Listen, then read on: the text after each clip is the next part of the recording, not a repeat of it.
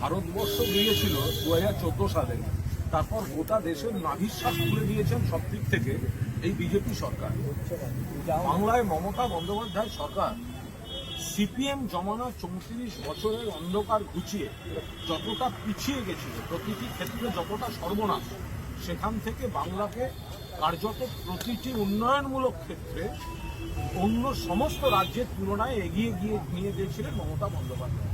এখন জাতীয় নির্বাচন কমিশন বা অন্যান্য রাষ্ট্রীয় শক্তিকে অপব্যবহার করে ওনারা কোনোভাবে জিতেছেন। আমাদেরও কিছু ভুল ত্রুটি নিশ্চয়ই ছিল, সেগুলো আমরা সংশোধন করব।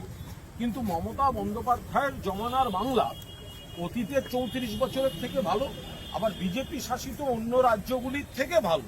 তাহলে এখন অমিত শাহ যেগুলি বলছেন তার সঙ্গে এই 2 মাসেই নাভিশ্বাস উঠে গিয়েছে।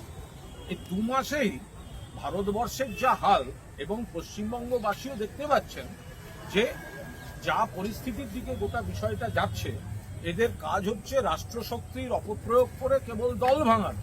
এরা ভয় পায় মমতা বন্দ্যোপাধ্যায়কে, ভয় পায় সর্বভারতীয় তৃণমূল কংগ্রেস। ফলে কিভাবে দল ভাঙানো যায়, এমপি ভাঙানো যায়, এমএলএ ভাঙানো যায়, এইটাই হচ্ছে তাদের অগ্রাধিকার। মানে তাদের ভয়টাই বলে দিচ্ছে যে এই রাজ্যে এখনো আসল ফ্যাক্টরের নাম মমতা বন্দ্যোপাধ্যায় এবং তৃণমূল কংগ্রেস। আজকে অমিত শাহ বলছেন আমুলের কারখানায় তিনি বলছেন যে বিগত তৃণমূল সরকারকে নিশানা করে এই মুখ্যমন্ত্রীকে চিঠি দিলে বলতো গুজরাটে ঢুকতে দেবো না, দুটো প্ল্যান্টের জায়গা হয়েছে। আমি আবার বলছি, উনি যে ঘোষণা করেছেন যে সংস্থা, এটি মমতা বন্দ্যোপাধ্যায়ের সময়ই আলোচিত, একদম উচ্চারিত এবং প্রচারিত। তো সুতরাং যে যদি এই বিজেপির সব বিধানসভার মুদ্রিত ডকুমেন্টগুলো দেখেন, তাহলে দেখবেন তাদের ভাষণে এমন এমন সব স্কিম রয়েছে, সেগুলো মমতা বন্দ্যোপাধ্যায়ের ঘোষণা করা। তো আজকেও যেটা শিলান্যাস, আমরা তো শিল্প স্বাগত জানাচ্ছি, ভালো তো, আমূল এসেছে, খুব ভালো কথা, কিন্তু এটা মানুন যে এটা মমতা বন্দ্যোপাধ্যায়ের সময় আলোচনা হয়েছে, বৈঠক হয়েছে, কাজ এগিয়েছে। ঘটনাচক্রে এই সময়টা সরকার বদলেছে, সেই জন্য তারা ওখানে অমিত শাহ এইসব কথাগুলো বলছেন। এগুলো তো সব মমতা বন্দ্যোপাধ্যায়ের সময় এই বলগুলো তো রোল হয়ে কাজ এগিয়েছিল। আজকে প্রাক্তন তৃণমূল বিধায়ক চট্টগ্রামের তপন দাশগুপ্ত তিনি বলছেন এই তৃণমূল আর করা যায় না, 3টে ভাগে ভাগ হয়ে গিয়েছে। দলের এই অবস্থার জন্য মমতা বন্দ্যোপাধ্যায় যতটা দায়ী, তার থেকে বেশি দায়ী অভিষেক বন্দ্যোপাধ্যায়। ওনার জন্য এসব হচ্ছে। এখন বড় বড় কথা বলে লাভ নাই।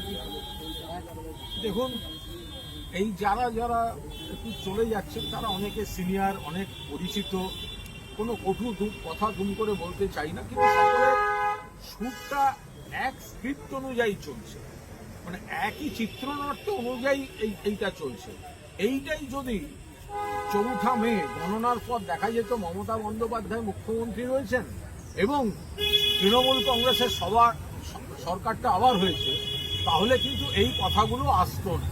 ফলে সরকার নেই, মমতা বন্দ্যোপাধ্যায় মুখ্যমন্ত্রী নেই, তো তারপরে হঠাৎ যাদের নানা সমস্যার কথা মনে হচ্ছে, বা একই জায়গা থেকে যারা মমতা বন্দ্যোপাধ্যায় এবং তৃণমূলকে টার্গেট করে একটা বড় কোনো কনস্পিরেসি চলছে, এখন সেই সুরগুলো একরকম হয়ে যাচ্ছে। যদি কারোর কিছু বলার থাকে, তারা দলের মধ্যে বলতে পারতেন, আগে বলতে পারতেন, মমতাদি ক্ষমতায় থাকতে থাকতে বলতে পারতেন। এরকম ধাপে ধাপে লোকের যদি একই কথা বেরোতে শুরু করে মুখ থেকে, তাহলে এটা বোঝাই যাবে কোনো একটা জায়গা থেকে জেনারেট করছে, যে যারা এই কথাগুলি এক জায়গা থেকে এক সূত্রে গেঁথে দিচ্ছে। আজকে ঋতুব্রত বন্দ্যোপাধ্যায় তিনি দিল্লি গিয়েছেন, আগামীকাল তিনি ফের জাতীয় নির্বাচন কমিশনে যাবেন এবং তারাই নাকি আসল তৃণমূল, সেইটার পক্ষে আরো বেশ কিছু কাগজপত্র জমা দেবেন। চাটন ঋত বালিশ চাটতে ভালোবাসে। তো এবার ওর তৃণমূল মানে মমতা ব্যানার্জি, মমতা ব্যানার্জি মানে তৃণমূল কংগ্রেস।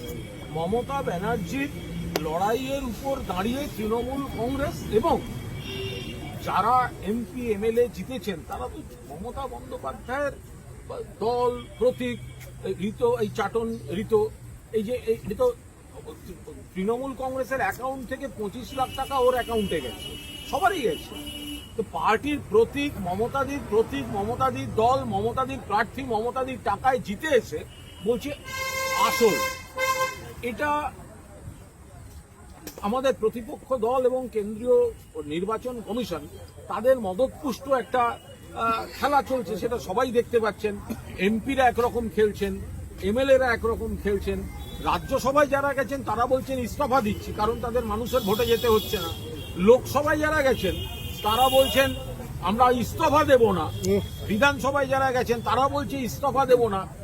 আসলের আবার কি, দুদিন আগে দিদি দিদি দিদি দিদি এই চাটন ঋত পাল্টিবাজ ভোটের আগের ওর ভিডিওটায় বলেছে আমি মমতা বন্দ্যোপাধ্যায় এবং অভিষেক বন্দ্যোপাধ্যায়ের মানে সৈনিক এইসব বলেছে। উলুবেড়িয়া যে ভিডিওটা ছেড়েছে, ভোটে জেতার পর আঙুল থেকে কালির দাগ যায়নি, এখনই পর্যন্ত এত বড় পাল্টি, এত বড় বিশ্বাসঘাতকতা হতে পারে? যারা আজকে মমতা বন্দ্যোপাধ্যায়ের হাত থেকে তৃণমূল কংগ্রেস কেড়ে নেওয়ার কথা বলছেন, তারা যে কোনো কাজের জন্য নিজের মায়ের পিঠেও ছুরি মেরে দিতে পারে। আমি একটা জিনিস জিজ্ঞাসা করব যে সুদীপ বন্দ্যোপাধ্যায়, আমি ওনার বিচিত্র পরচুলা নিয়ে কোনো প্রশ্ন করছি না, কিন্তু আমার বক্তব্য হচ্ছে সুদীপ বন্দ্যোপাধ্যায়কে জিজ্ঞাসা করা হোক যে এই লোকটা কিছুকাল আগে মমতাদিকে হোয়াটসঅ্যাপ করে বলেছে আমার পার্সোনাল গাড়িটা পুরনো হয়ে গেছে, আমি একটা গাড়ি কিনবো, পার্টি আমায় কিছু টাকা দিতে পারে? তো পার্টি টাকা দেয়নি, তো উনি চলে গেলেন। একটা লোক, একটা নেতা ইলেকশনের পর কর্মীদের যাদের পাশে দাঁড়াবার কথা, পার্সোনাল গাড়ি কেনার জন্য মমতাদির কাছ থেকে টাকা চেয়েছে পার্টির অ্যাকাউন্ট থেকে। আজকে এরা বড় বড় কথা বলছে, অন্য দলে গেছে, সুদীপদা কোন নতুন গাড়ি কিনলেই জিজ্ঞাসা করবে কে দিল, কে দিল, কে দিল, কে দিল। মমতাদি তো দিতে পারেনি, তৃণমূল পার্টি তো জানি কে দিল। যদি নিজের থেকে পকেট থেকে টাকা বের করে থাকেন খুব ভালো কথা, ব্যাংক লোন করে থাকেন খুব ভালো কথা, তাহলে সেটা না করে তৃণমূলের অ্যাকাউন্ট থেকে গাড়ি কেনার টাকা নিতে যাচ্ছিলেন কেন?